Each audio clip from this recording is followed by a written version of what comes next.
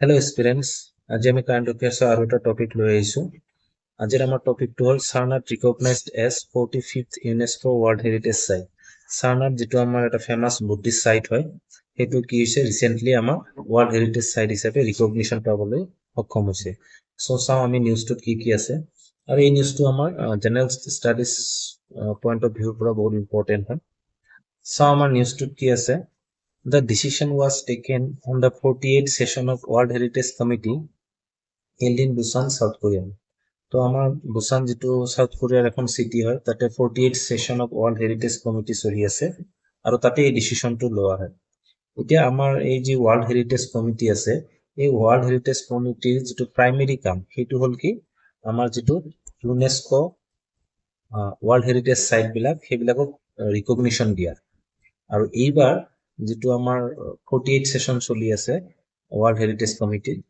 তাতে 25টা নিউ কি কৰা হৈছে ওয়াৰ্ল্ড হেৰিটেজ সাইট ইনক্লুড কৰা হৈছে, আৰু লগতে আমাৰ 6টা এক্সিস্টিং সাইটক world heritage site in danger বুলি ৰিকগনিশ্যন দিয়া হৈছে। কাৰণ এই 6টা যি সাইটস আছে, এই 6টা সাইটত কি হৈছে থ্ৰেটস আহি আছে, মানে বিভিন্ন কাৰণত, নেচাৰেল হওক বা আমাৰ আৰ্মডৰ ক্ষেত্ৰত হওক, আৰ্ম ৰিবেলিয়নৰ কিছুমানত চলিছে, যেনেকে মাউণ্ট এমেল কাছেল বুলি আছে, যিটো আছে আমাৰ লেবাননত। আৰু ইয়াতে কি চলি আছে আমি জানো, লেবাননত এটা আৰ্ম ৰিবেলিয়ন চলি আছে, আৰু সেইকাৰণে এই যিটো মাউণ্ট এমেল কাছেল আছে ইয়াকো এই 6টা লিষ্টৰ ভিতৰত কি কৰা হৈছে, ইনক্লুড কৰা হৈছে। নেক্সট আছে included in the tentative list of world heritage in 1998। আমাৰ যিটো সাৰনাথ আছে, সেইটো সাৰনাথটো 1998ৰ যিটো টেন্টেটিভ লিষ্ট থাকে। কাৰণ আমি জানো যে যিকোনো সাইট এটা UNESCO world heritage site recognition পোৱাৰ আগতে ই কি কৰিব লাগে, টেন্টেটিভ লিষ্টত কি কৰিব লাগিব, ইনক্লুড হ'ব লাগিব। আৰু 1998ত সাৰনাথটো আমাৰ কি হৈছিলে, এই লিষ্টত কি হৈছিলে, ইনক্লুড হৈছিলে। After 28 years, it was finally declared as World Heritage Site on 25th July 2026. আৰু এই ডিসিশনটো কিমান জুলাইত দিয়া হৈছিলে, 25 জুলাই 2026ত দিয়া হৈছিলে।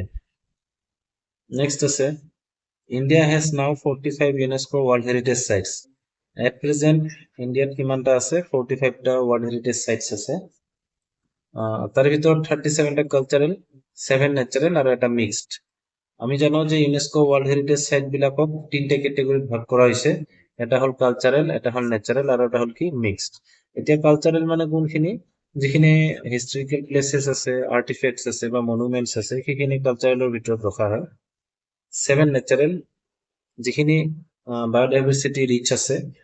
নেশ্যনেল পাৰ্কে হওক বা লেকছ হওক, সেইখিনি আমাৰ কি কৰা হৈছে, নেচাৰেল কেটেগৰিত ৰখা হৈছে। আৰু যিটো এটা আছে সেইটো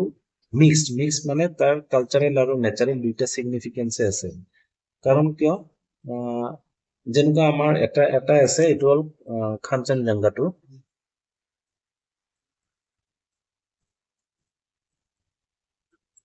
যেটো আমাৰ কাঞ্চনজংঘা ন্যাশনাল পাৰ্ক আছে, এইটো আমাৰ দুইটাতে পৰে, নেচাৰেলতো পৰে আৰু মিক্সডতো পৰে। নেচাৰেলতো জানোৱে আমি, কাৰণ ইয়াৰ ওচৰতে কাঞ্চনজংঘা যিটো মাউন্টেইন আছে, 3rd হাইয়েষ্ট মাউন্টেইন হয়, আৰু লগতে ইয়াতে লেকস আছে, আৰু ইয়াতে বিভিন্ন ধৰণৰ ফ্লোৰা এণ্ড ফৌনা আছে, বিভিন্ন ধৰণৰ কি আছে, এনিমেলস আছে বা প্লেন্টস আছে, সেইকাৰণে এইটো নেচাৰেল কেটেগৰিত পৰিছে। আৰু মিক্সডত কিয় পৰিছে, কাৰণ ইয়াতে এটা স্পেচিয়েল ট্ৰাইব আছে, লেপচা ট্ৰাইব বুলি কোৱা হয়। আৰু এই ট্ৰাইবটোৰ কি আছে, বিলিফ চিষ্টেম আছে এটা, যে ইহঁতে এই যিখিনি লেকস আছে বা স্পেচিয়েলি যিটো মাউন্টেইন আছে, ইহঁতক কি কৰে, পূজা কৰে। আৰু সেই লেপচা কমিউনিটিৰ কাৰণে ইহঁতক কি কৰা হৈছে, কালচাৰেল কেটেগৰিত ৰখা হৈছে। নেক্সট আছে এবাউট সাৰনাথ। এতিয়া আমি সাৰনাথৰ বিষয়ে জানো, এই প্লেচটোৰ বিষয়ে জানিবলৈ ট্ৰাই কৰোঁ। Sarnath located in Varanasi, UP. Sarnath ক'ত আছে, ইউপিৰ বাৰাণসীত আছে। বাৰাণসীৰ পৰা অলমষ্ট 10 কিলোমিটাৰ ডিষ্টেঞ্চত লোকেট হয়, আৰু এইটো এটা বুদ্ধিষ্ট সাইট হয়। It is the place where Lord Buddha delivered his first sermon to 5 disciples. আৰু এইটোৱে সাৰনাথতে কি হৈছিলে লৰ্ড বুদ্ধাই যেতিয়া এনলাইনমেন্ট হৈছিল এনলাইনমেন্টৰ পিছত তেখেতে যেতিয়া বৌদ্ধ গয়াৰ পৰা কিহৰলৈকে আহিছিলে সাৰনাথলৈকে আহিছিলে আৰু সাৰনাথত আহি তেখেতে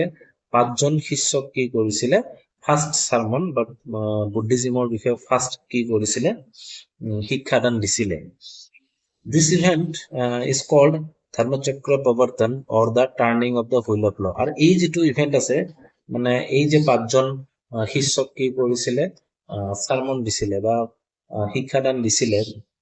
বুদ্ধিজিমৰ বিষয়ে এই ঘটনাটোকে কি বুলি কোৱা হয় ধৰ্মচক্ৰৰ Pravartana or the turning of the wheel of law next আছে the site is also known as Rishipatan or Mrigodava in ancient scriptures সাৰনাথৰ যিটো এনচিয়েন্ট নেম সেইটো ঋষিপটন বুলিও কোৱা হয় ঋষিপটন বা মৃগদাবা ডিয়াৰ পাৰ্ক বুলিও কিছুমান স্ক্ৰিপ্টাৰ্ছত কি আছে মেনশ্যন আছে ঋষিপটনটো কি হয় সংস্কৃত হয় ঋষিপটনটো পালি লেংগুৱেজত আছে নেক্সট আছে দ্য সাইট কনসিষ্ট অফ চৌখান্তি স্তূপা ধাৰ্মিক স্তূপা অশোকান পিলা এটচেট্ৰা এতিয়া আমাৰ সাৰনাথ যিটো প্লেচ আছে তাতে কিছুমান স্তূপা দেখিবলৈ পোৱা যায় স্তূপা মানে হ'ল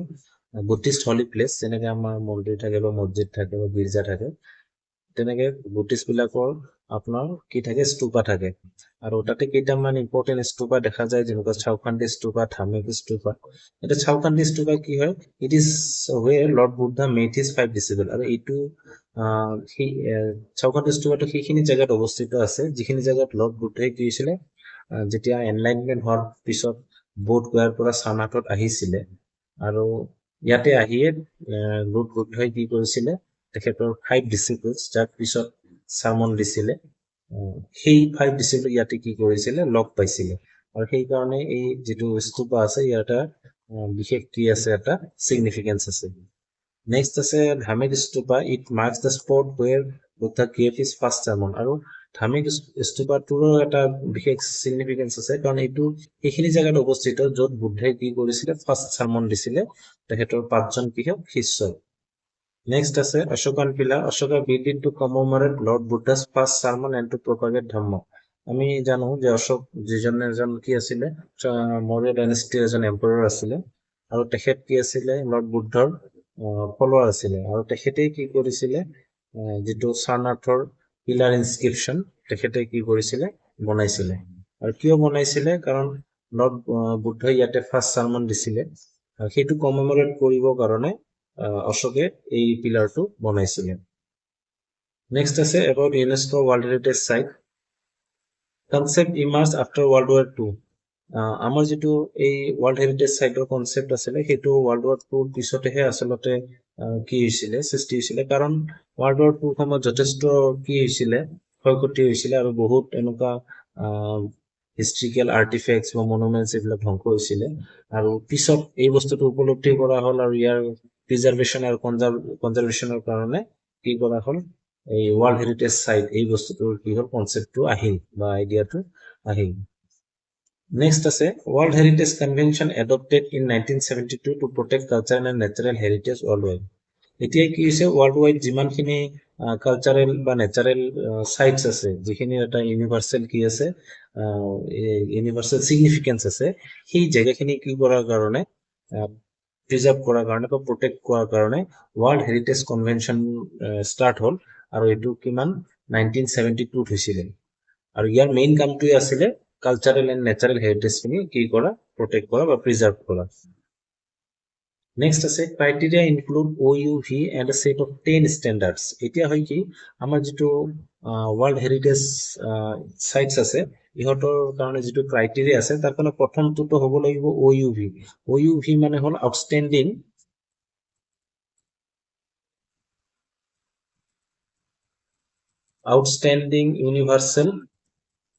ইউনিভাৰ্চেল ভেলু তো প্ৰথম কথা হ'ল কি ইয়াৰে এটা ইউনিভাৰ্চেল ভেলু থাকিব লাগিব তাৰমানে এটা ইউনিভাৰ্চেল সিগনিফিকেন্স থাকিব লাগিব and A set of 10 standards আৰু ইয়াৰ লগতে 10টা কি কৰা হৈছে ক্ৰাইটেৰিয়াও কি কৰা হৈছে বান্ধি দিয়া হৈছে তাৰ ভিতৰত 6টা কালচাৰেল কেটেগৰীৰ কাৰণে ক্ৰাইটেৰিয়া আছে আৰু 4টা নেচাৰেল কেটেগৰীৰ কাৰণে ক্ৰাইটেৰিয়া আছে এটা must meet at least one to get recognition and protection এতিয়া এই 10টাৰ ভিতৰত এটলিষ্ট এটাটো কি হ'ব লাগিব ফুলফিল কৰিব লাগিব ক্ৰাইটেৰিয়া আৰু লগতে OUV হ'বই লাগিব আউটষ্টেণ্ডিং ইউনিভাৰ্সেল ভ্যালু থাকিব লাগিব তেতিয়াহে কি পাব সেই পাৰ্টিকুলাৰ সাইটটোৱে ওয়াৰ্ল্ড হেৰিটেজ সাইট হিচাপে ৰিকগনিশ্যন পাব এটা আপোনালোকৰ কাৰণে এটা কোৱেশ্চন দিয়া আছে ইন হুইচ ইয়াৰ Charaideo Moidams get UNESCO world heritage status তো চৰাইদেউ মৈদামছ বিলাকো ইউনেস্কো ওয়াৰ্ল্ড হেৰিটেজ ষ্টেটাছ পাইছিলে তো কোনটো ইয়াৰত পাইছিলে ইয়াৰ আনসাৰটো আপোনালোকে কমেন্ট বক্সত দি দিব থ্যাংক ইউ